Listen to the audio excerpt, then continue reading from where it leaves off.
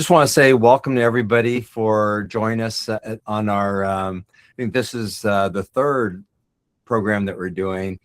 And I tell you, each one, I learned so much. We've gone from Perio to Dr. Kim last time and Dr. Yoon this time. And it's really nice to be able to share this technology. And so today we're going to be talking with Dr. Yoon, the founder and CEO of AIOBIO, and talking about the cracked tooth syndrome, because we've talked about kind of a perio aspect, how AIOBIO and the QBLISS system really helps in the diagnosis, how we talk about decay, white spot lesions, and today talking about the cracked tooth syndrome, which personally today, I had a patient, my last patient I saw today had a crack in a bicuspid, and when you looked at it in the white light image, it doesn't look that remarkable, but with that AIOBIO and the red biofluorescence, you're able to see that red in the crack. And so not only does it help me as a clinician, but it helped our patient see the value.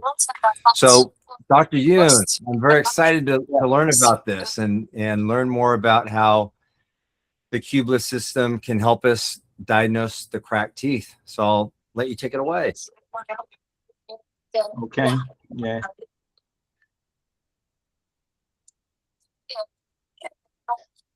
Let's see.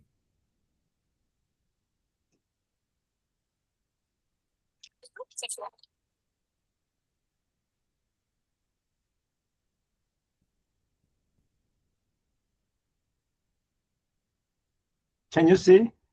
I can see it. Looks good. Okay. So, hello.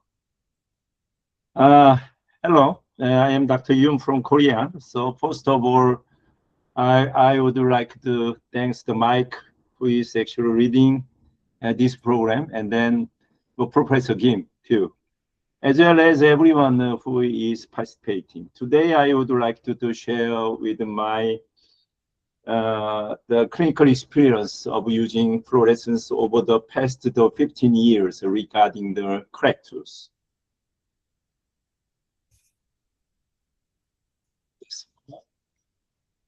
Next. Okay, yeah. This is the major causes of the cracked tooth syndrome. It consists of the factors related to the force, occlusal overload, bruxism, and then repeated fatigue. And others, actually the aging, the summer stress, and then actually the large restoration, for example, the gold inlay and amalgam filling. As you know, the two major causes of the oral disease are biomechanical stress and pathogenic biofilm. Today, I would like to explain how fluorescence can reveal these two factors in the diagnosis of the cracked tooth. The reason is that great technology can visualize the presence of the pathogenic biofilm and structural the changes in the tooth through the fluorescence. Because of this, we are able to detect more dental disease at the early stage. This is the image from the Professor Kim. He is a specialist about the biofilm research in the world. Yeah, thank you for sharing this image, Professor Kim. When the balance of the oral bacteria is disrupted and then the condition enters in the problematic stage of the dysbiosis, Fusobacterium begins to appear. After that, the pathogenic bacteria accumulate. And many of these bacteria possess the porphyrin structures, which are responsible for the producing red fluorescence. Through this, we are able to identify pathogenic bacteria. Already, American Association of the Endodontics classify cracked tooth from the crazy line to the vertical root fracture. But at that time, this classification was not based on the fluorescence. It was based on the clinical experience and visual observation. Therefore, at that time, the importance of the red fluorescent crazy line was not fully recognized. That is why I argue an additional classification should be added. Today, I will explain why. In early stage, the crazy line can be seen through the bright internal fluorescence. As it progresses, red fluorescence appears, indicating that biofilm has already entered into the crack space, like this image. Yeah. Can you see the A is normal sound tooth, B is actually the crazy line. Yeah. So the third one is actually contaminated crack line, showed the red fluorescence. Yeah. So this is a real clinical case. Left side actually conventional image. The right side, the actually fluorescence image. Yeah. Both images, the crack line is visible, but the fluorescence image allows us to make the more accurate diagnosis by showing the where biofilm have entered. Sometimes actually the occlusal wear is also important. You know why? The tooth wear commonly occur together with cracks. As wear progresses, enamel becomes thinner, and the fluorescence from the underlying dentin becomes the bright. Yeah. This is a real clinical situation image, the conventional image, right? This conventional image show you can see the wear area, fracture area, the crack part. At the same time, we can get a general impression, not special, but there are clear limitations to what we can judge with the naked eye. They need the treatment or not, which part is dangerous or not, just a general image. So dentists can know, okay, you have some problem, but I'm not sure. Is it the right time to treatment or not? But you see image totally different. You can see, right? Very detailed crazy line. The under between the enamel and dentin junction. Some crazy line extend to the vertical direction. So some crazy line connect each other and then make the line. Yeah. So where is actually the fractured, cracked area? Which one is the resin filling area? Which one is actually the staining area? Which one is actually the dentin area? You can see actually the bright area. Can you see here? Oh, yeah. Bright area, right? Very bright area here and here. It is actually occlusal wear area. This is a resin filling area. Yeah. So therefore, the fluorescence image provide information about the crack line, the remaining the enamel thickness, and the direction of the occlusal force through the sign of the wear. Can you see this area, right? So very bright dentin area. That means he has actually the lateral movement interference. Lateral movement interference. Then actually the lateral movement interference make the wear of this area. Then actually the enamel become the thinner. Then actually the dentin area show the brighter than the image. Can you see this area, right? This is a resin fracture, resin filling fracture. So this information is important because the crack are caused by multiple contributing factors, different from the fracture. Fracture caused by a single event, right? Trauma. Yeah, but crazy line is totally different. So the crack can be classified into 3 zones based on the to cement enamel junction and actually freezing depths. The treatment approach and prognosis will differ. Zone 1 is when the crank line extends up to the butt, not beyond the cement enamel junction. When treated with the crown, the prognosis is relatively favorable. Zone 2 is when the crack extended to the pulpal chamber and the root canal treatment is required, necessary. Zone 3 is when the crack extended down to the root and prognosis is very poor. I usually approach this treatment of the cracked teeth in the 4 steps, depending on the level of the involved zone.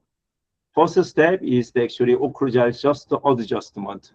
As you've seen the before slide, the previous slide, we can imagine he has the interference or not, okay? Then first step, occlusal adjustment. And then recommend Botox and the night guide. When patient recognize by themselves, okay, I have the parafunctional habit, then I recommend it. You know, without the recognition from the patient themselves, even he agreed to make the night guard, but he didn't wear. After recognition, then they started to take the night guard. Botox is very useful. Sometimes actually night guard very, very hard to make deep sleep well, deep sleep.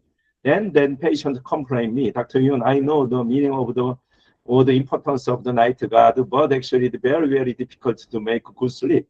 And then I recommend the Botox instead of the actually night guard. Best one is actually combine Botox and night guard, and then we reduce the bite force during sleep. The third step, step 3 is that actually the full coverage crown. Some dentists try to just fill it on the actually crazy line the area. Sometimes it's possible because actually the area of the crazy line is too small, and then actually resin filling is okay. But crazy line extended to the border of the crown, marginal ridge, and then connect to the vertical direction. And then my opinion is that full coverage the crown is necessary. That is step 3, without the root canal treatment. Step 4, zone 2, from the zone 2 and then zone 3. Yeah, we needed actually root canal treatment. Yeah, this case, first case, occlusal adjustment case. When the patient visited the last year, we had already identified the crazy line during the screening process, left side, by using Cray-Cam Pro. Cray-Cam Pro is very, very useful for the screening. One image, we can screen all of teeth, right? And then actually we find actually the small the crazy line with red fluorescence, and then I recommend actually more detailed image by using Cray-Cam Pro. The result is right side. You can see crazy line vertical direction, right? So, but that time the patient don't have any discomfort. But I informed the patient in advance about the potential problem related the actually crack rod. In the X-ray, actually no remarkable finding was seen on the biting, even the biting the radiography. And then, however, he recently visited 1 month ago my clinic because of discomfort. I already mentioned last year, right? While chewing in the same area, it was not severe pain, but he reported the discomfort had the increase compared with the last year. And then the left side image using articulating paper, I checked the interference, number 31, during the lateral movement, and then performed the occlusal adjustment on the incline of the lingual distal cusp connected to the vertical crack. Right side is actually the after adjustment. I removed the interference. And then actually I suggest actually the 2 weeks later checkup. And then 2 weeks later he came again, and then he said the discomfort had decreased, fortunately. But he recognized he has parafunctional headache. Okay, then we decide he take the Ocrugel, the night guard. And then we plan to check again 1 month later. And then if it progresses to pain, we decided we will decide to make the crown for him. Yeah, so combine adjustment and then prevent the more projection by the night guard and the Botox. Second case, the root canal treatment. Different from the first case. The little bit similar, the actual length and thickness, intensity of the red fluorescence from the crazy light, but the actually pain is different. This patient came in with a severe spontaneous pain. Even slight contact caused the pain, and then actually we decided the root canal treatment.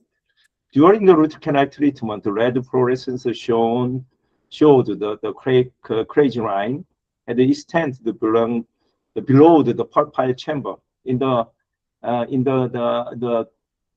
right side. Can you see this one? Okay, this crazy line will connect to the pulpal chamber. In this case, root canal treatment performed first and followed by the 2 weeks temporary provisional resin crown. If there are no problem, and then I make the final crown, and then actually one the provisionally for another 1 week before final cementation. It is very important to explain to the patient in advance the crazy line extended below the pulpal chamber, therefore period for prognosis. That is very important. And because the patient may rather forget this condition and high possibility to complain to me and my clinic. So I already send this image to the patient through the link lens application, yeah, to protect myself. Yeah. Third case, this patient presented with pain in the mandibular left second molar. He had already been advised at another clinic to undergo extraction because of the crack, but he visited my clinic requesting a fluorescence imaging examination. Previous clinic don't have a QA device, so but he search in the web and then Google actually the informed my clinic. My clinic has QA device and the QA technology can show the crazy line. And then actually because actually he was not convinced by something he could not see with his own eyes. After opening the pulpal chamber, I showed him the crack line with red fluorescence visible on the pulpal floor. After seeing the image, the patient agreed to extraction. This was a case that strongly reminded me of the importance of the objective, the visual evidence for the patient intuitive understanding. Very, very important case to me. So, if the crack is detected too late, extraction often becomes inevitable. However, if the crack is detected early, its progression can be significantly slowed. Therefore, early detection is extremely important. In summary, as shown in this diagram, cracked tooth management follow the proactive stage based on the approach. But most important thing of this way, in my view, screening. Screening is actually most important. As already mentioned, actually the early detection is more important than the treatment. So anyway, is possible, but most important thing is the screening. Okay, let's move to the anterior cracked tooth syndrome. Cracks and then fractures in anterior teeth can be seen in this image. However, the patient was not aware of any problem, any abnormality, even though aesthetic concern. Yeah, interesting. Not aware of this problem in this image, but suddenly change after I showed this image. And then patient surprised, what's that? It is my image, Dr. I don't believe. Let me check again. And then I show this image, this is your image, this is your image. Yeah. So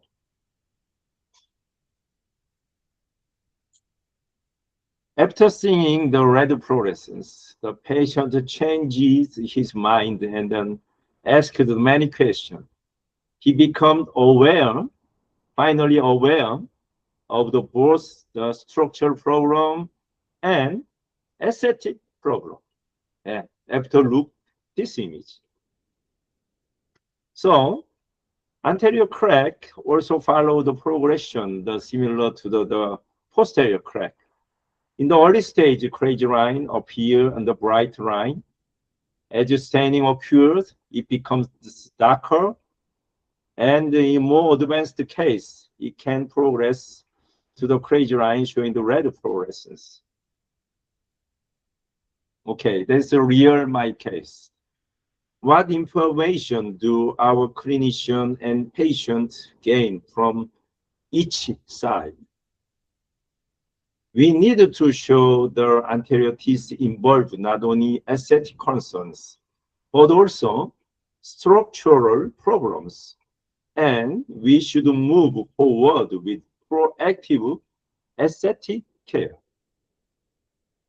This is a function of the mouth, role of mouth, eating, speaking, aesthetic. Now, the function of mouth is shifting from chewing to the expression. In such case, I perform the laminated veneer treatment, not only for aesthetic reasons, but also as a form of the proactive care to prevent further structural damage, crazy line, and then fracture. This is a real case. Left side, you can see white image, and you can see here many crazy line and discoloration. So usually in the anterior area, combine discoloration and crazy line fracture combined, and then make the worst situation a little bit different from posterior area. Yeah. So in addition to the QA device, AIOBIO QBLISS technology provide the link dance software. Yeah. Maybe two months later, we will have the chance to inform the link dance software, right, in the webinar. So link dance offered not only fluorescence imaging operating management, but also the simulation function based on the conventional image for aesthetic result simulation or forecasting. When a tooth select like that, two teeth, this is simulation. And then patient asks me about the rule, and then 4, this is a simulation. And then 8, this is simulation. This is a 12, this is simulation. Yeah. So this helps patient understanding what or healthy baseline reference. What is a healthy? 20 years ago, you had this kind of the appearance. This baseline looks like, and through the understanding, it contributes to a higher rate of the treatment acceptance. This is a real case. This is the before, this is the laminate, and actually crown. Yeah. This is another case. Can you see discoloration and actually the obfraction and where the micro, actually the crazy line. But she complained about actually discoloration. Yeah. So I make this one, the laminate crown, and then on the gingival area, I put the pink color, and then looks more the natural, right? Yeah. So I believe cracks are the diabetes of dentistry. they approach or silently and gradually damage the oral cavity. Whether in the anterior or posterior teeth, they cause major loss in the both function and aesthetics. In the past, we could not see them clearly. But now, with QA technology, fluorescent technology, QBLISS, we can diagnose cracks at the early stage with fluorescence technology. Thank you for listening.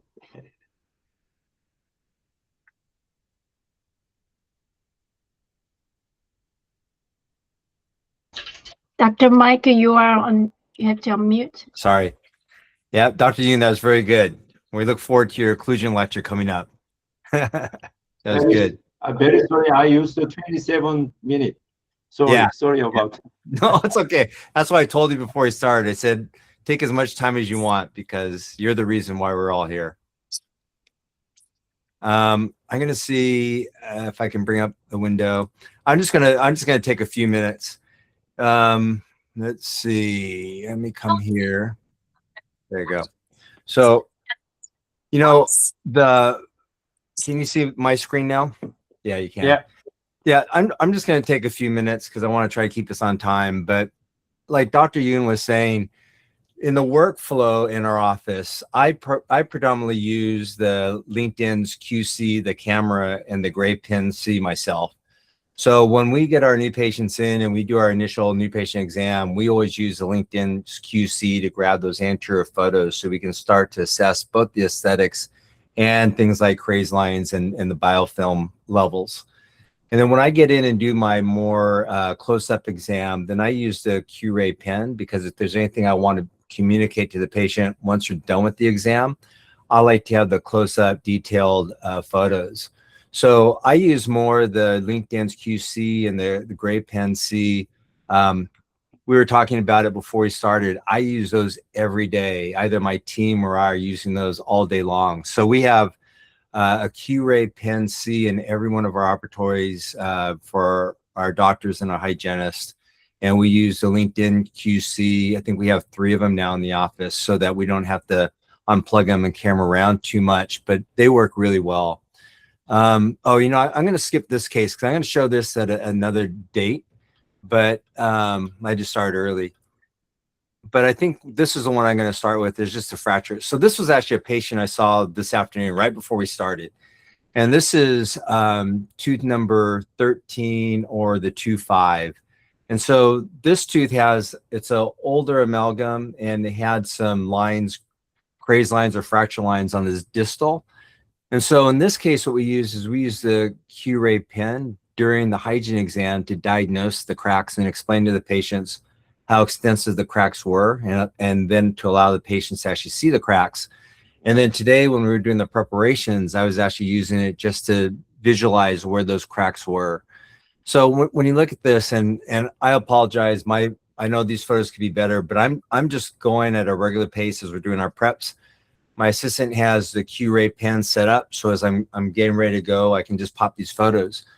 But with the white line image, you can see that amalgam that's in this tooth, and you can see the grain out that's happening around that amalgam. So we know once we remove that metal restoration, we're going to have more lateral dispersion of decay underneath there. But towards the top, which is the distal, you can see those little cracks. And it's actually the one that's over to the left that looks deeper than the one to the right, and you can barely see them right now, but there is this crack that goes up to the left and one that goes to the right.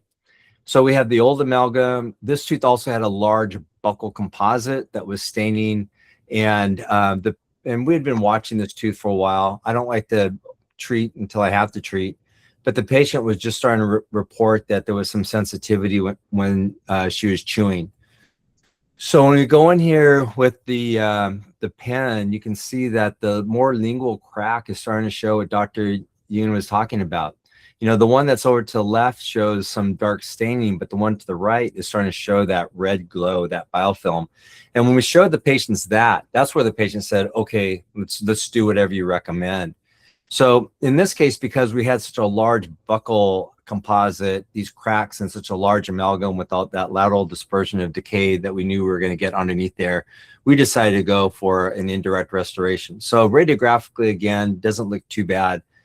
And the white light image, again, doesn't look too bad. If you just showed the patient this image and they saw that, you know, the metal filling and maybe that dark crack that went up to the left-hand side, they might say, well, you know, can we watch it? But as soon as you do show them that red and they can contrast, okay, there's a crack going one way, but there's red going the other way. And you've explained to the patient that that red is bad, that that crack has gotten wide enough and goes deep enough that bacteria is now gained down there.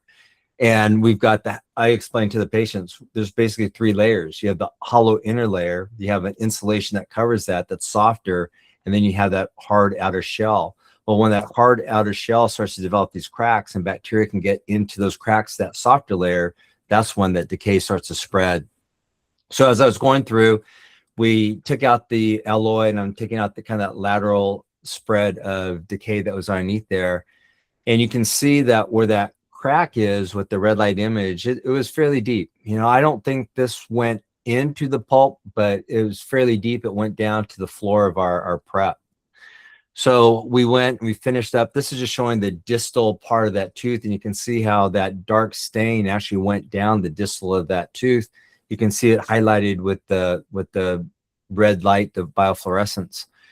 And so, and I think in this case, I told the patient, I was very happy that we did restore this tooth because the amalgam was starting to leak. We were getting a lot of leakage underneath that old metal filling. And where that crack was going, we were starting to get a lot of decay sneaking into that area. So what the QBLISS helps me to do in our everyday practice is when we're doing our hygiene checks, not only is it the white light image, but the red that shows the patient's kind of more extreme, either where the biofilm is. Those are the areas that we have to keep cleaner because we're going to get gingivitis or periodontitis, or areas that are interproximal that have a lot of that red glow. That's where you're most likely to get decay. But then when we have these cracks, as Dr. Yoon so elegantly put and explained to us in his presentation, the QBLISS helps us to detect these cracks, differentiate them from more superficial craze lines. We are then able to show our patients and explain it to them much faster and educate the patients on how that's not a good thing to allow to keep existing. And that helps us create value in our treatment.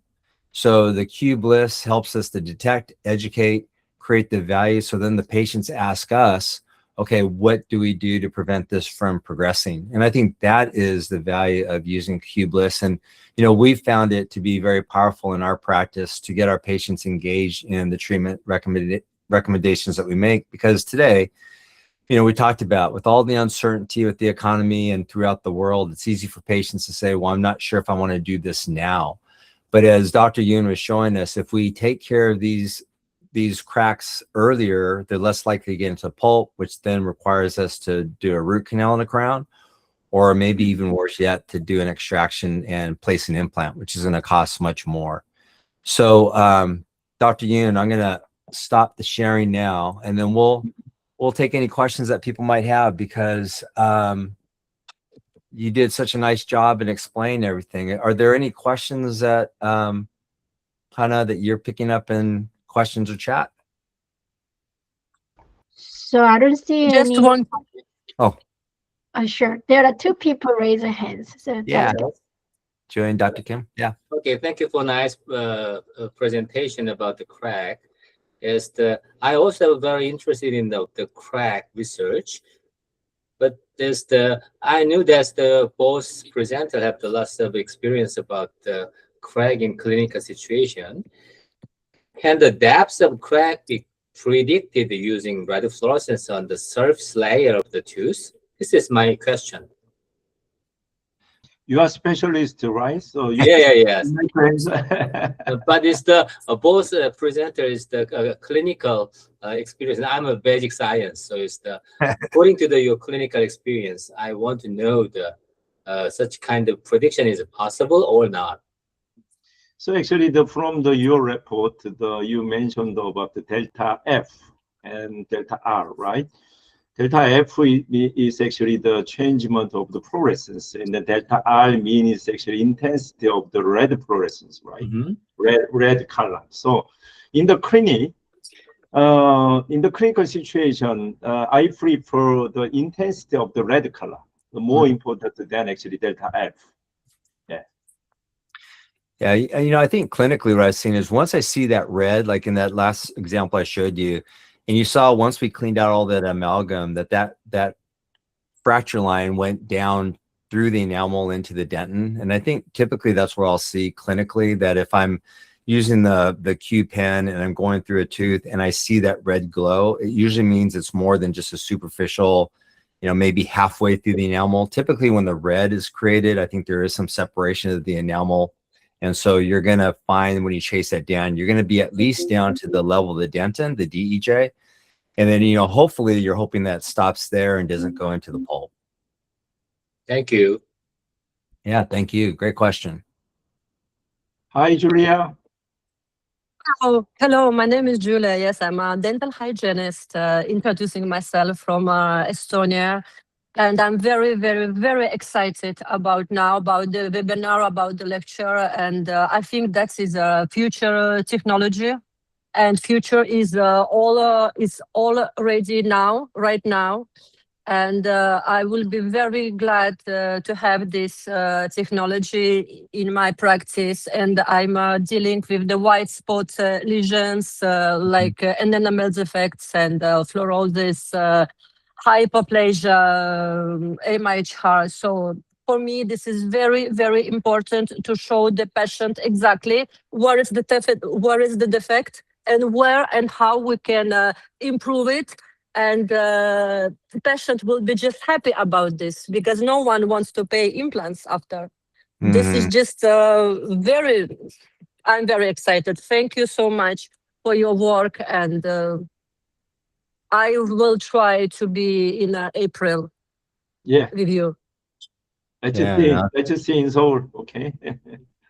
Yeah, no, that's great. Yeah, you know, we're doing well, there's a company called Perio Protect, and we're doing a program. I think the lectures, I forgot the date. I think it's March 26th, I think, or Tuesday, and it's going to be on remineralization. So what we're finding is that exactly what you're saying is in our practice, we use the Q cam, so the camera will take a picture. And then if there's any white spot lesions there, what we're able to see is a change in reflectance off of the enamel. So wherever there's white spot lesion, there's going to be less reflectance. You know, it's going to be a little bit duller. And what we're doing is exactly what you're saying is we're taking these custom-made trays, we call them Paraprotect trays, and we're putting Riemann gel in it. So the Riemann gel, unlike fluoride, has hydroxyapatite, the precursors to hydroxyapatite, which are brushite, monatite, and then also calcium phosphate and potassium. So it's really good to relieve sensitivity issues.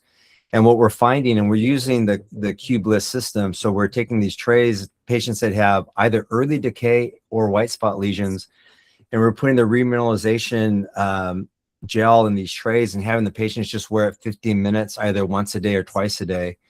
And using the QBLISS MCA, where we're able to look at the different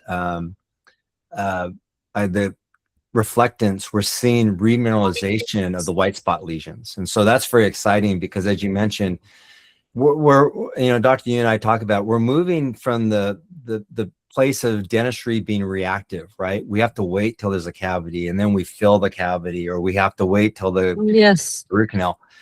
But with the QBLISS now, we can show the patients, here's all this red that's at your gum line. That's where you're going to get gum disease. All this red in between your teeth, that's where you're going to get cavities. And then we can use really minimally invasive treatments to either get rid of the biofilm at the gum or remineralize the teeth interproximally and, you know, facially, where you get those white spot lesions. So this is going to be a very exciting time. I call it dentistry 2.0 because I think we're going from being very reactive to very proactive. Because today, unlike, you know, I've been practicing now 40 years, and today we have ways of detecting earlier where disease is most likely to occur. And then we have, you know, different things to treat even decay. Like, you know, we've got Icon, we've got Curodont. We've got Yes. And so we're able to do things today in dentistry that we couldn't do even 10 years ago. And so I think it's a really exciting time. Yeah. You can, I think you can call it 3.0. Yeah, Really. For yeah, I me know. now, I'm so excited. Yeah. I just, I'm starting to understand how it will change the practice, income, and the patient health. And Yeah. patients, they will be just so happy that someone show it before the biggest treatment. So thank you so much. Thank you for your interest. You know, in Estonia, there's an education company called OHI. I don't know if you've ever seen them, but yeah, I've done some work for them, and I know they're based out of Estonia. So it's nice to meet somebody from Estonia. It's all because Dr. Akulovic is my very good friend, Dr. Andrei Viktorovich. So he shared this with me like a few weeks ago. Right now I'm in Bali. It's my vacation. I'm That is very really- sorry. It's my breakfast at 8 o'clock in the morning, but I think for this webinar I get a time. Oh, So, good. No, we're I'm very honored. excited. I'll try to go. Nice. Well, we're honored that you joined us on vacation. So thank you very much. Thank you, guys. Thank you. And I look really forward to see you in Seoul, because for me to come in Seoul, it's not so a problem. I was twice already. I was in a dental hygiene symposium. It was 2 years ago. So, and I will be, and I think we will make a really good business, because for me, dentistry is my passion. Really, I am the fan of the work what I am doing, and for me to create smiles and to make happy patient, it's very important. Wow. Yeah, you're very dedicated. We're lucky to have you. Thank you very much. Thank you, guys. Thank you. Thank you. Thank Thank you. you, Julia. Habin and Pinto, do you have any question? No? Voice. Habin, voice. Mike. Oh, thank you for your talk, Dr. Yoon and Dr. Mike. It was very good. It helps explain a lot of the issues with the cracks. Yeah. No, thank you. Yeah. Yeah. Well, yeah, I just want to say, yeah, thank you very much, Dr. Yoon. You great presentation. It's really nice to understand.